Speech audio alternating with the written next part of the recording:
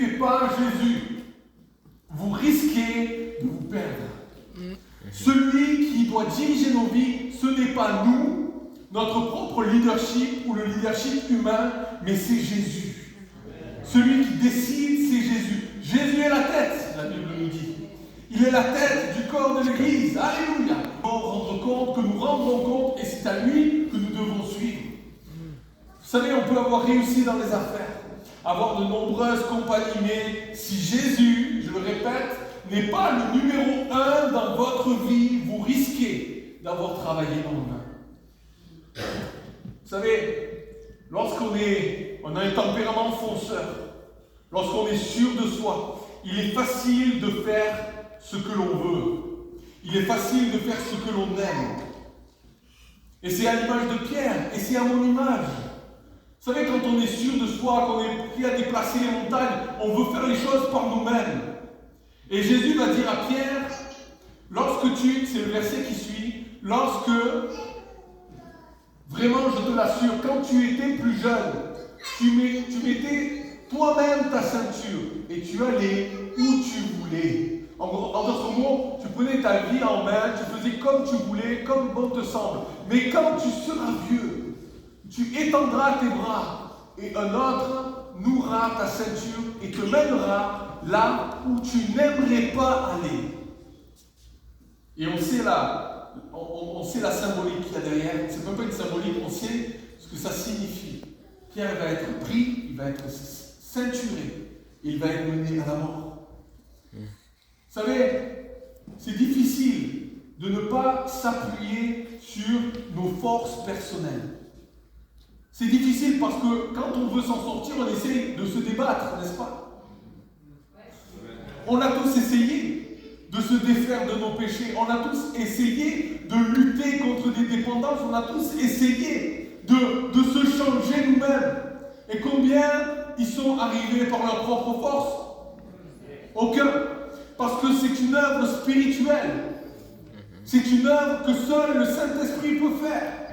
Et lorsque tu comprends cela, lorsque tu réalises cela, à ce moment-là, tu viens à Jésus. Avec humilité, tu viens, il t'attrape et il te sort. Il te délivre. Il te rend capable. Alléluia. Parce que notre Dieu est vivant. Alléluia. Il est important de ne pas s'appuyer sur ses propres forces. C'est ce que l'on apprend dans notre marche terrestre, dans notre marche chrétienne, que nous ne devons pas nous appuyer simplement sur nos forces, sur notre tempérament, sur notre caractère, mais sur les siennes. Personnellement, Pierre me parle tellement. Alors si je devais me comparer, même s'il ne faut pas se comparer, on va le voir plus tard, mais je trouve des similitudes quand je lis Pierre, j'ai l'impression de me voir comme un miroir. Et le Seigneur me parle et me dit, attention Franck, ne fais pas les choses par toi-même. C'est moi qui fais, c'est moi qui agis. La Bible dit, il faut qu'il croisse, le Seigneur Jésus, et que je diminue. Et ça, vous savez, il est plus important de se soumettre à Dieu plutôt que de lui résister. Cela vous évitera beaucoup de douleurs, beaucoup de peine, beaucoup de souffrance, beaucoup de temps perdu. Lorsque l'on vient à Jésus, faisons-lui confiance et lui dire, Seigneur, je marche avec toi, je n'y arrive pas, aide-moi. Car si nous ne le faisons pas, et je parle en connaissance de cause, le brisement sera sur notre chemin. Et nous allons passer par une mort, la mort spirituelle, on l'a déjà, on est de nouveau, mais par une mort profonde à l'intérieur de nous, une souffrance et une douleur que le Seigneur voudrait nous éviter simplement en lui disant, Seigneur, je ne suis pas capable. Avec humilité, tu es Dieu, fais ton œuvre en moi. La marche chrétienne est une marche qui est parfois difficile, parfois bonne, parfois douloureuse, mais quoi qu'il en soit, cette marche chrétienne doit se faire par la foi. Cette marche avec Jésus est remplie d'obstacles, de difficultés. C'est vrai, n'est-ce pas? Mais elle est remplie de joie. Alléluia! Elle est remplie de bonheur. Lorsque nous venons à Dieu tel que nous sommes, son esprit vient et fait une œuvre puissante en nous. Alléluia! Alléluia! Vous savez, Pierre, je le dis, avait de l'influence. Et il a entraîné avec lui, dans sa chute, entre guillemets, d'autres disciples. Il ne faut pas entraîner les autres dans notre chute. C'est mon sous-point. Tout comme Pierre, nous pouvons avoir de l'influence sur nos semblables. Mais l'importance est de ne pas les influencer négativement lorsque nous n'allons pas bien. Lorsque les choses ne se passent pas comme on voudrait, comme prévu. Il est important, dans des moments comme cela, de garder notre cœur, de garder notre langue et de suivre Jésus. Qu'est-ce qui s'est passé juste avant cette histoire-là? Ils étaient retournés à la pêche. Et la Bible dit, avant l'intervention de Jésus, cette nuit-là, ils ne prirent rien. Et si, ce matin, on réalise que sans Jésus, dans notre barque, sans l'ordre de Jésus, notre vie sera stérile. Nous ne porterons aucun fruit. Il n'y aura rien. Pas une pêche, pas un poisson. Amen. Mon deuxième point, il est plus important de suivre le Seigneur Jésus plutôt que de regarder en arrière. Pierre, il est écrit, Pierre, se retournant, voit suivre le disciple que Jésus aimait. Il voit Jean. Pierre est en train de marcher avec Jésus et il se tourne et il voit Jean. Vous voyez la scène? Au lieu de faire preuve d'un esprit soumis, Pierre va se retourner, il va observer Jean. Et il va dire, Seigneur, à lui là, à ce disciple que tu aimes, parce que moi je t'aime aussi, Seigneur, mais à lui là, qu'est-ce qui va lui arriver? Pierre fait trois choses, on va le voir ce matin, qui ne sont pas acceptables pour le royaume de Dieu. On l'a vu, le premier point, c'est qu'il va utiliser ses capacités humaines pour essayer de faire l'œuvre de Dieu. La deuxième chose, c'est qu'il va regarder en arrière. Et la troisième, c'est qu'il va se comparer. Il va regarder en arrière. Mais lorsque Pierre va dire ceci, à lui là, qu'est-ce qui va lui arriver? Vous savez, on ne trompe pas le Seigneur Jésus. Derrière nos questions, derrière nos prières, notre petite humilité, Jésus voit ce qu'il y a au fond de nos cœurs. On ne peut rien lui cacher. Et lorsque Pierre va dire cela, Jésus ne va pas le laisser tranquille. Le Seigneur ne permet pas à Pierre de s'esquiver, de prendre la fuite. Il vient de faire des choses qui ne sont pas concevables. Notre chair fera toutes sortes de détours pour éviter de faire face à nos responsabilités personnelles. Mais le Saint-Esprit du Seigneur en nous amènera à un jugement de nous-mêmes honnête et sans compromis. Le Seigneur dit fermement à Pierre, si je veux qu'il demeure jusqu'à ce que je vienne, que t'importe, toi, suis-moi. En d'autres mots, quelle que soit la volonté du Seigneur à l'égard de quelqu'un d'autre, cela ne devrait en aucune manière influencer mes pensées quant à la volonté du Seigneur pour moi. Amen. Quoi que puissent faire les autres, je dois suivre le Seigneur simplement et sans réserve. Alléluia. La parole du Seigneur à chacun de nous ce matin individuellement, c'est peu importe. Toi, suis-moi. Peu importe ce que tu entends, peu importe ce que tu vois, toi, suis-moi. Le Seigneur nous demande de le suivre avec un cœur non partagé, sans nous ériger en juge quant à ce que font les autres, sans se comparer. Pierre va se retourner et il va se comparer à moi. Moi, tu m'as dit, Seigneur Jésus, tu m'as posé la question, mais à lui là, lui tu dis que tu l'aimes, il se compare. Lorsque Jésus appelle, il n'est pas bon de se retourner. quand on peut être distrait par 1000 choses qui empêchent de le voir et de le suivre. Il faut aller en avant, frères et sœurs. Ne pas regarder à droite et à gauche, il faut aller en avant, ne pas abandonner et ne pas s'occuper du chemin d'autrui. Amen. Je vous avoue, je ne sais pas pourquoi je dois apporter ce message ce matin. Ce n'est pas du tout dans mes pensées. Et c'est peut-être pour ça que c'est difficile pour moi. Parce que je pensais à toutes sortes d'autres choses, mais le Seigneur veut que je prêche là-dessus. Alors je le dis, je le prêche, je me dis, non, mais ça parle à personne. Je ne sais pas. Mais je crois que le Seigneur me demande de prêcher ce message-là ce matin. Et donc je lui obéis. Et mon troisième point, c'est le plus important. Il est plus important de suivre le Seigneur Jésus plutôt que de se comparer.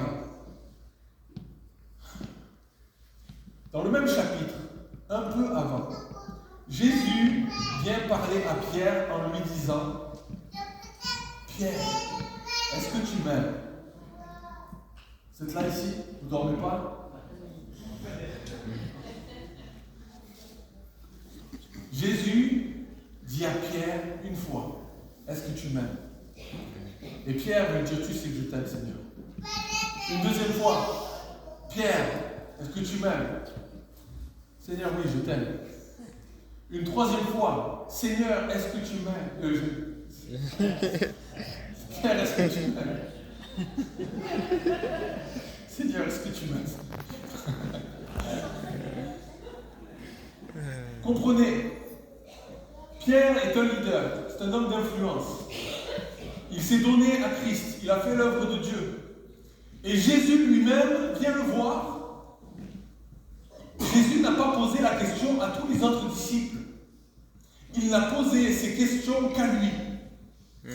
J'imagine Pierre en train de se dire, mais attends, pourquoi Jésus me demande uniquement à moi si je l'aime? Pourquoi il ne demande pas aux autres disciples? Pourquoi Jésus insiste et vient me voir uniquement à moi, spécialement à moi? Pourquoi pas les autres? Nous sommes tellement comme ça. Nous sommes toujours en train de dire, Seigneur, pourquoi moi? Pourquoi pas les autres? N'est-ce pas? Pourquoi cela n'arrive qu'à moi? Pourquoi les autres n'ont pas à subir ce que je subis ou ce que j'ai à subir?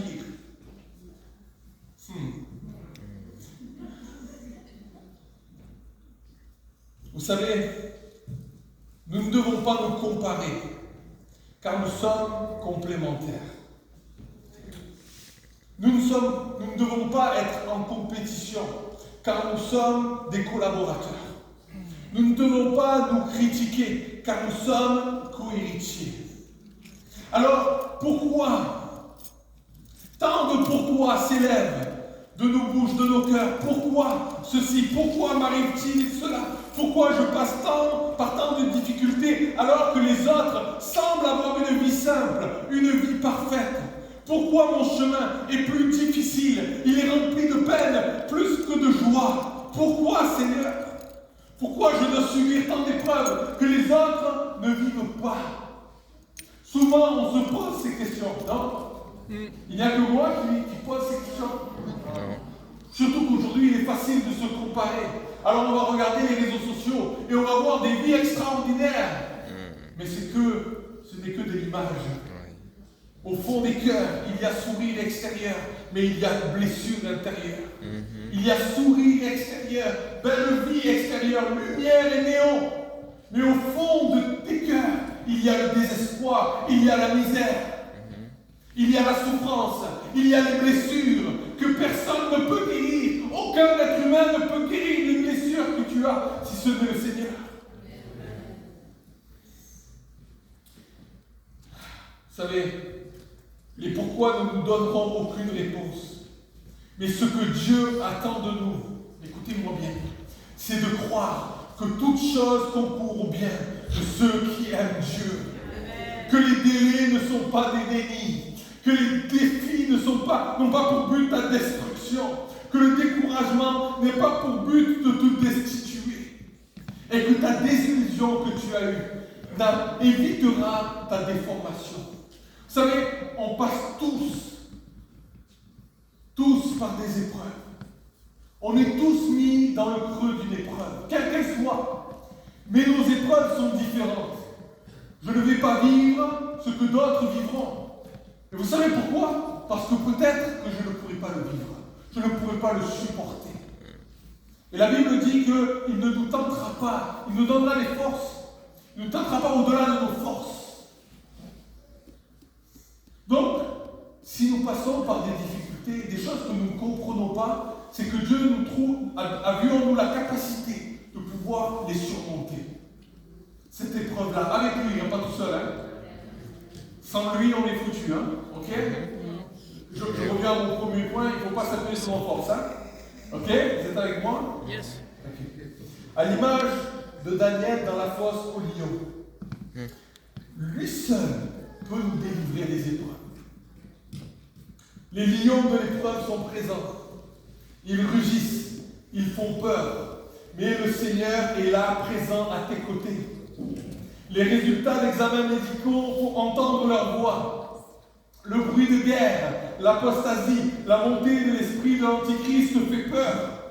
Tu entends peut-être la mort s'approcher de toi, mais j'aimerais te dire une chose, reste calme. Reste dans la confiance.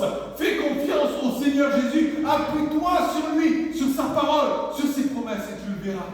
Le calme s'installera. Et tu n'auras rien à craindre. Dans la fosse au lion, il nous est écrit que toutes les gueules des lions furent fermées. Amen. Amen. Alors il peut y avoir des lions qui ouvrent leur gueule contre toi. Mais le Seigneur a déclaré, tu es à lui, tu lui appartiens.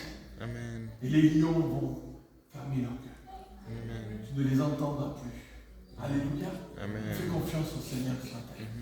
Alléluia. Amen. À l'image de Shadrach, Meshach et Abednego, qui furent délivrés de la fournaise ardente. Vous connaissez cette histoire? Yes. 3 hommes sont jetés dans une fournaise ardente. Elle est tellement montée en température qu'à l'extérieur, même les soldats qui les jettent meurent à cause de cette température qui est tellement élevée. Mais ces 3 serviteurs de Dieu sont mis dans cette fournaise-là. Et eux, ils ne meurent pas à l'intérieur. Alors que la fournaise est refermée. Il y a un 4e homme qui apparaît dans cette fournaise. Son nom est Jésus, c'est l'Éternel qui apparaît au milieu de la fournaise. Alors je me suis posé la question. Pourquoi le Seigneur ne les a pas sortis de la fournaise? De la fournaise de l'épreuve. Pourquoi le Seigneur ne les a pas sortis? Parce qu'il était avec eux tout au long de cette épreuve, tout au long de cette difficulté. Toute la nuit, elle a été longue dans la fournaise. Mais le Seigneur était là. Il était présent avec eux. Alors, quelle que soit la douleur de ton épreuve, la difficulté dans laquelle tu es, dis-toi que le Seigneur est avec toi et que tu n'as rien à craindre. La température peut être montée au maximum. Le Seigneur Jésus te protège. Il te protégera aujourd'hui, demain et pour l'éternité. Tu es à lui. Alléluia.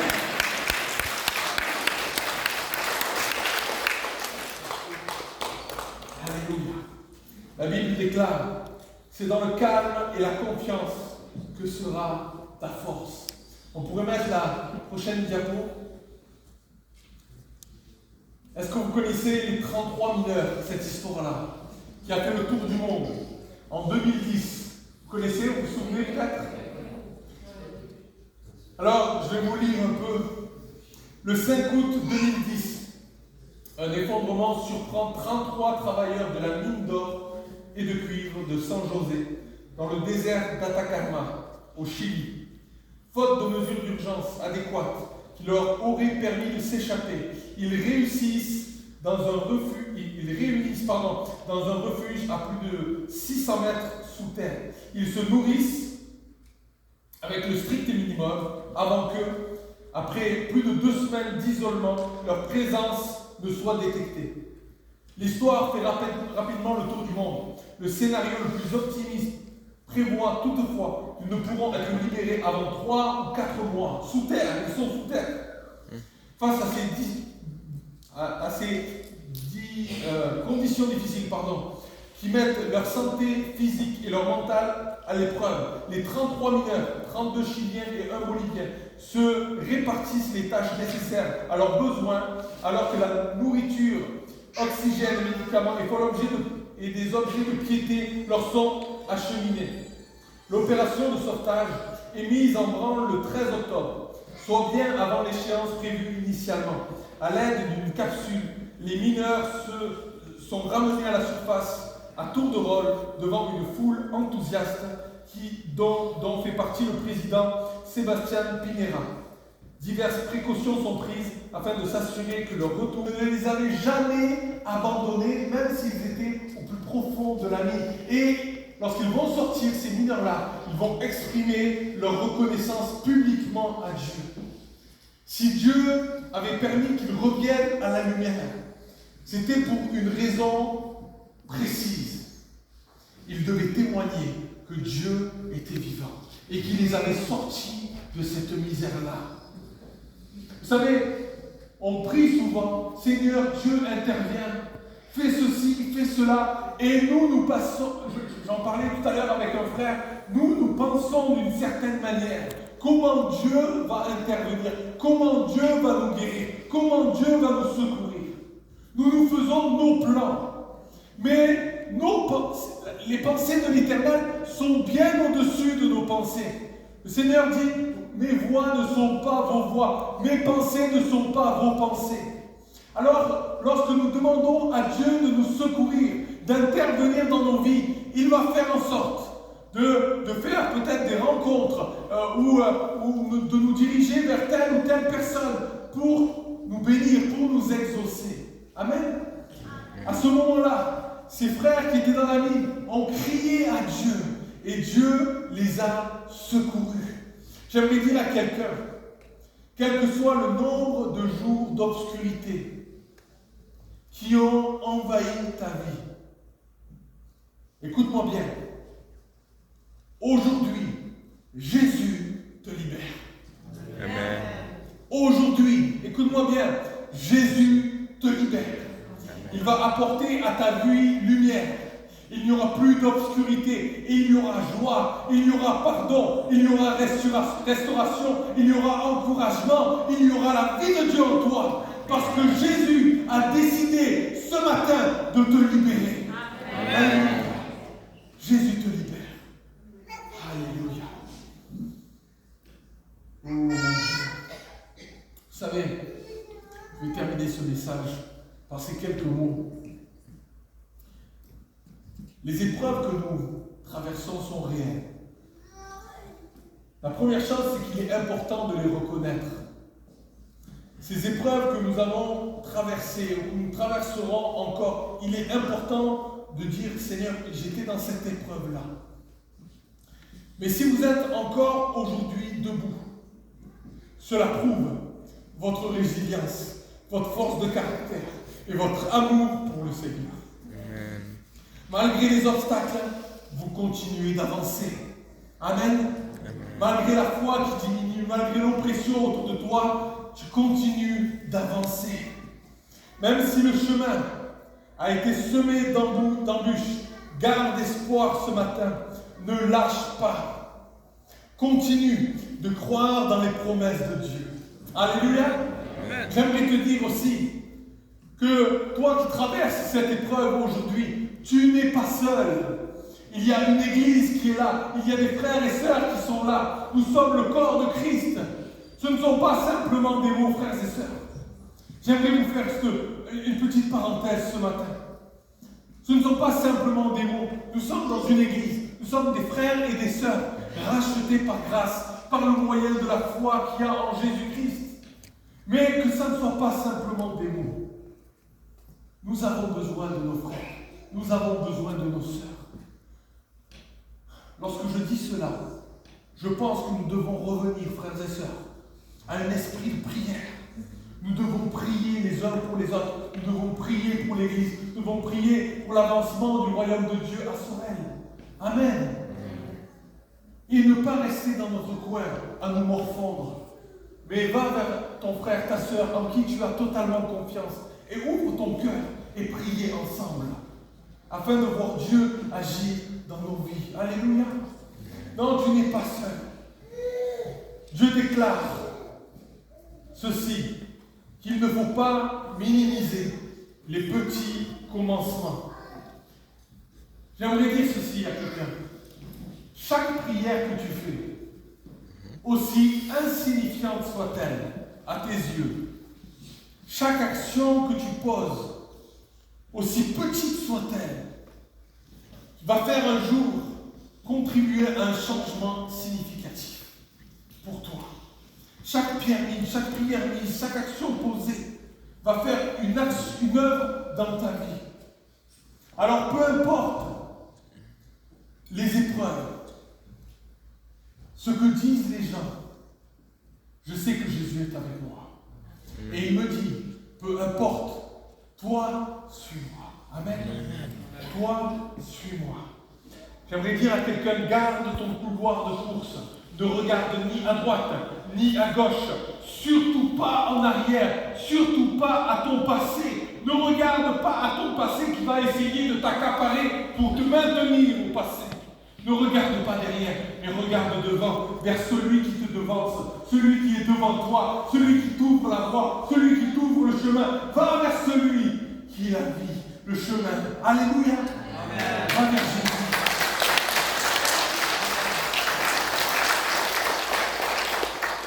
Alléluia. Que Dieu soit béni. Frères et sœurs, ce matin, 3 choses. Ne faisons pas les choses par nos propres forces, mais crions à Dieu pour qu'il vienne nous secourir dans nos besoins. Amen. Amen. Ne regardons pas à l'arrière de nous, pour que notre passé nous accapare et nous maintienne en esclavage. Et la 3e chose, surtout, ne nous comparons pas, mais croyons que nous voulons tous ensemble travailler main dans la main pour l'avancement de l'œuvre de Dieu ici à soi. J'aimerais terminer en priant. Et pour ceux qui le désirent,